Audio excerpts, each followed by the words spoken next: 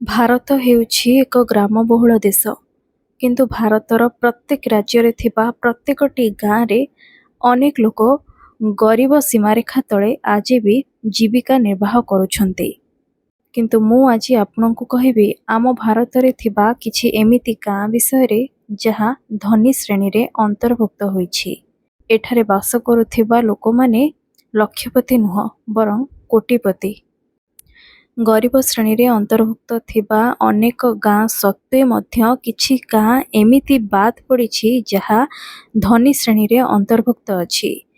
ଆଉ ଆଜି ମୁଁ ଆପଣଙ୍କୁ ଯେଉଁ ଗାଁ ବିଷୟରେ କହୁଛି ସେ ସବୁ ଗାଁ ଧନୀ ଶ୍ରେଣୀରେ ଅନ୍ତର୍ଭୁକ୍ତ ଅଛି। ଏହା ହେଉଛି ଆମ ଭାରତର 10ଟି ଧନୀ ଗାଁ। ଚାଲନ୍ତୁ ଏହା ବିଷୟରେ ଏବେ ବିସ୍ତୃତ ଭାବେ ଜାଣିବା। ଆମ ଭାରତର 10ଟି ଧନୀ ଗାଁ ବିଷୟରେ ଜାଣିବାକୁ ଚାହୁଁଥିଲେ ଭିଡ଼ିଓକୁ ଶେଷ ଯାଏଁ ଦେଖନ୍ତୁ ଆଉ ଜାଣନ୍ତୁ ଏହି ଗାଁ କେଉଁ ସବୁ ରାଜ୍ୟରେ ରହିଛି। ଥରେ ଜାତିର ପିତା ମହାତ୍ମା ଗାନ୍ଧୀ କହିଥିଲେ, ଗାଁର ଉନ୍ନତି ହେଲେ ହିଁ ଭାରତର ବିକାଶ ବା ଆମ ଦେଶର ବିକାଶ ସମ୍ଭବ ହୋଇପାରିବ। ଏହା ଅନେକ ମାତ୍ରାରେ ସତ ମଧ୍ୟ। ବର୍ତ୍ତମାନ ସମୟରେ ଭାରତରେ ପ୍ରାୟ 6.5 ଲକ୍ଷ ଗାଁ ରହିଛି, ଯେଉଁଠାରେ ଦେଶର ସମୁଦାୟ ଜନସଂଖ୍ୟାର ପ୍ରାୟ 68.8% ଲୋକ ବସବାସ କରୁଛନ୍ତି। ସାଧାରଣତଃ ଗାଁ କଥା ଶୁଣିଲେ ଲୋକେ ନାକ ଟେକନ୍ତି। ସମସ୍ତଙ୍କର ଧାରଣା ଏପର୍ଯ୍ୟନ୍ତ ଏହା ରହିଛି ଯେ ଗାଁ ଲୋକେ ଆଧୁନିକତାରୁ ଖୁବ୍ ଦୂରରେ ଅଛନ୍ତି। ସେମାନେ ଆଧୁନିକତା ବିଷୟରେ କିଛି ବି ଜାଣିନାହାନ୍ତି। କିନ୍ତୁ ଆଜି ମୁଁ ଆପଣଙ୍କୁ ଏମିତି 10ଟି ଗାଁ ବିଷୟରେ କହିବି ଯାହାକୁ ଦେଖିଲେ ଲୋକଙ୍କର ଏହି ଧାରଣା ନିଶ୍ଚିତ ରୂପେ ଭୁଲ ବୋଲି ପ୍ରମାଣିତ ହେବ। ଆଉ ଆପଣ ମଧ୍ୟ ଜାଣିପାରିବେ ଯେ ସତରେ ଏସବୁ ଗାଁ ପ୍ରକୃତରେ ଧନୀ। ତେବେ ଲିଷ୍ଟର ପ୍ରଥମରେ ଅଛି ଶନି ସିଗ୍ନାପୁର, ଯାହାକି ମହାରାଷ୍ଟ୍ରରେ ଅଛି। ମହାରାଷ୍ଟ୍ରର ଅହମ୍ମଦନଗର ଜିଲ୍ଲା ଅନ୍ତର୍ଗତ ଶନି ସିଗ୍ନାପୁର ଗାଁ ଲୋକେ ନିଜ ଘରେ କବାଟ ଲଗାନ୍ତି ନାହିଁ। ଖାଲି ସେତିକି ନୁହେଁ, ଏଠିକା ବ୍ୟାଙ୍କ ଗୁଡ଼ିକରେ ମଧ୍ୟ କବାଟ ଲଗାଯାଏ ନାହିଁ। ପ୍ରକୃତରେ ଏହି ଅଞ୍ଚଳରେ ଶନିଦେବଙ୍କର ଏକ ସୁପ୍ରସିଦ୍ଧ ମନ୍ଦିର ଅଛି। ଏଠାକାର ଲୋକଙ୍କ ଭଗବାନ ଶନିଙ୍କ ଉପରେ ମଧ୍ୟ ଗଭୀର ବିଶ୍ୱାସ ଅଛି। ସେମାନଙ୍କ ଅନୁଯାୟୀ ପ୍ରଭୁ ଶନି ହିଁ ସେମାନଙ୍କ ଧନ ସମ୍ପଦର ସୁରକ୍ଷା କରିଥାନ୍ତି। ଧର୍ନାଇ ବିହାର। ବିହାରର ଜାହାନାବାଦ ଜିଲ୍ଲାର ବୋଧଗୟା ନିକଟରେ ଧର୍ନାଇ ଗାଁ ଅବସ୍ଥିତ। କିଛି ବର୍ଷ ପୂର୍ବେ ଏହି ଗାଁର ଲୋକେ ବିଜୁଳି କ'ଣ ଜାଣିନଥିଲେ, କିନ୍ତୁ ନିଜେ ହିଁ ଏହି ସମସ୍ୟାର ସମାଧାନ କରିବେ ବୋଲି ଲୋକେ ସ୍ଥିର କଲେ। ଗ୍ରୀନ ପିସ୍ ନାମକ ଏକ ସଂସ୍ଥା ସହାୟତାରେ ଗାଁ ଲୋକେ ସୂର୍ଯ୍ୟାଲୋକ ଦ୍ୱାରା ପରିଚାଳିତ ଏକ ମାଇକ୍ରୋ ଗ୍ରିଡ୍ର ସ୍ଥାପନା କଲେ, ଯାହାଦ୍ୱାରା ଗ୍ରାମର 450ରୁ ଅଧିକ ଗାଁ ଓ 50 ଅନୁଷ୍ଠାନକୁ 24 ଘଣ୍ଟା ବିଜୁଳି ସହଜରେ ଯୋଗାଇ ଦିଆଯାଇପାରୁଛି। ଏହାପରେ ମେଘାଲେଖ, ମହାରାଷ୍ଟ୍ର। ମେଘାଲେଖ ଗାଁ ମହାରାଷ୍ଟ୍ରର ଏକ ଆଦିବାସୀ ବହୁଳ ଗାଁ। ଭାରତର ଏହି ଗାଁରେ ହିଁ ପ୍ରଥମେ ବାଉଁଶ ଅର୍ଥ ବ୍ୟବସ୍ଥା ଆରମ୍ଭ କରାଯାଇଥିଲା। ଗାଁରେ ବାସ କରୁଥିବା 450ରୁ ଅଧିକ ସଂଖ୍ୟକ ଗ୍ରାମବାସୀ ବାଉଁଶ ଚାଷ ଉପରେ ନିର୍ଭର କରନ୍ତି। ଏହାପରେ ମତ୍ୟୁର, କର୍ଣ୍ଣାଟକ। କର୍ଣ୍ଣାଟକର ଶିମୋଗା ଜିଲ୍ଲାରେ ମତ୍ୟୁର ଗାଁ ଅବସ୍ଥିତ। ବୋଧହୁଏ ଭାରତର ଏହା ଏକମାତ୍ର ଗାଁ ଯେଉଁଠିକାର 5000 ଅଧିବାସୀ ପ୍ରାଚୀନ ସଂସ୍କୃତ ଭାଷାରେ ହିଁ କଥାବାର୍ତ୍ତା ହୋଇଥାନ୍ତି। ଏମିତିକି 10 ବର୍ଷରୁ କମ୍ ବୟସର ପିଲାମାନେ ବେଦ ଶିକ୍ଷା ଆରମ୍ଭ କରିଦିଅନ୍ତି।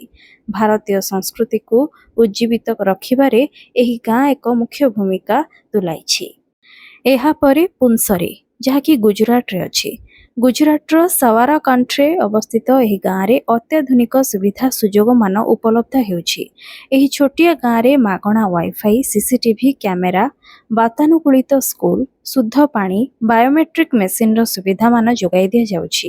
ହୁଏତ ଏମିତି ସୁବିଧାମାନ କୌଣସି ବଡ଼ ସହରରେ ମଧ୍ୟ ଉପଲବ୍ଧ ନଥିବ। ଏହାପରେ ହାଇୱେ ବଜାର। ହାଇୱେ ବଜାରକୁ ଭାରତର ସବୁଠୁ ଧନୀ ଗାଁ ଭାବେ ଜଣାଯାଏ। 1995 ମସିହା ପୂର୍ବରୁ ଏହା ଏକ ଗରିବ ଗାଁ ଭାବେ ଜଣାଯାଉଥିଲେ ମଧ୍ୟ ଏହି ଗାଁର ସ୍ଥିତି ସମ୍ପୂର୍ଣ୍ଣ ରୂପେ ଏବେ ବଦଳି ଯାଇଛି। ଆନ୍ନା ହଜାରେଙ୍କ କାମରେ ପ୍ରେରିତ ହୋଇ ଗାଁର ସରପଞ୍ଚ ନିଜ ଗାଁର ଚିତ୍ରକୁ ସମ୍ପୂର୍ଣ୍ଣ ରୂପେ ବଦଳାଇ ଦେଇଥିଲେ। ଆପଣ ଜାଣି ହୁଏତ ଆଶ୍ଚର୍ଯ୍ୟ ହେବେ, ଏହି ଗାଁରେ ପ୍ରାୟ 60ରୁ ଅଧିକ କୋଟିପତି ବସବାସ କରନ୍ତି। ଏହାପରେ ଅଛି ମବଳିନନାଙ୍ଗ, ମେଘାଳୟ। ମେଘାଳୟ ରାଜ୍ୟରେ ଅବସ୍ଥିତ ଏହି ଗାଁକୁ ଏସିଆର ସବୁଠୁ ସ୍ୱଚ୍ଛ ଗାଁ ବୋଲି କୁହାଯାଏ। ଏଠିକାର ପ୍ରତି ଘରେ ଶୌଚାଳୟର ବ୍ୟବସ୍ଥା ଥିବା ସହ ଅଳିଆ ଆବର୍ଜନା ପକାଇବା ପାଇଁ ପ୍ରତି ଘର ବାଉଁଶ ଡଷ୍ଟବିନ୍ର ବ୍ୟବହାର କରନ୍ତି। ଆଉ ମଧ୍ୟ ଏହି ଗାଁରେ ଧୂମ୍ରପାନ ଓ ପ୍ଲାଷ୍ଟିକ୍ ବ୍ୟବହାରକୁ ସମ୍ପୂର୍ଣ୍ଣ ରୂପେ ନିଷେଧ କରାଯାଇଛି। ପିପଲାତ୍ରି ରାଜସ୍ଥାନ। ଏହା ଏମିତି ଏକ ଗାଁ ଯେଉଁଠି ଗୋଟିଏ ଝିଅ ଜନ୍ମ ହେଲେ 111 ଗୋଟି ଗଛ ସେହି ଅଞ୍ଚଳରେ ଲଗାଯାଏ। ଗାଁ ଲୋକେ ଟଙ୍କା ଏକାଠି କରି ଝିଅମାନଙ୍କ ନାଁରେ ସ୍ଥାୟୀ ଜମାରାଶି ଭାବେ ରଖନ୍ତି, ଯେଉଁ ରାଶିକୁ ପରବର୍ତ୍ତୀ ସମୟରେ ଝିଅମାନଙ୍କ ଶିକ୍ଷା ଉଦ୍ଦେଶ୍ୟରେ ହିଁ ବିନିଯୋଗ କରାଯାଏ। ଏହାପରେ କଦବାନମାଡ଼ି ମହାରାଷ୍ଟ୍ର। ମହାରାଷ୍ଟ୍ର ରାଜ୍ୟରେ ଅବସ୍ଥିତ ଏହି ଗାଁ ଏବେ ଅନ୍ୟମାନଙ୍କ ପାଇଁ ଉଦାହରଣ ସୃଷ୍ଟି କରିଛି। ଏଠିକା ବାସିନ୍ଦା ନିଜ ନିଜ ନିରନ୍ତର ଉଦ୍ୟମରେ ଗାଁକୁ ବର୍ଷ ସାରା ଶସ୍ୟ ଶ୍ୟାମଳ କରିପାରିଛନ୍ତି, ଆଉ ଏଥିରୁ ଅନେକ ଅର୍ଥ ଉପାର୍ଜନ ମଧ୍ୟ କରୁଛନ୍ତି। ଶେଷରେ ରହିଛି ଆମ ଓଡ଼ିଶାରେ ଥିବା ଅଚଳ ଗାଁ। ପୂର୍ବରୁ ଓଡ଼ିଶାର ନବରଙ୍ଗପୁର ଜିଲ୍ଲାରେ ଅବସ୍ଥିତ ଏହି ଗାଁକୁ ସବୁଠୁ ଗରିବ ଗାଁ ଭାବେ ଜଣାଯାଉଥିଲା। ଏବେ କିନ୍ତୁ ଏହାର ଚିତ୍ର ଧୀରେ ଧୀରେ ବଦଳିବାରେ ଲାଗିଛି। କାଜୁ ଚାଷ କରି ଏଠାକାର ଗ୍ରାମବାସୀ ଅନେକ ଅର୍ଥ ଉପାର୍ଜନ କରୁଛନ୍ତି।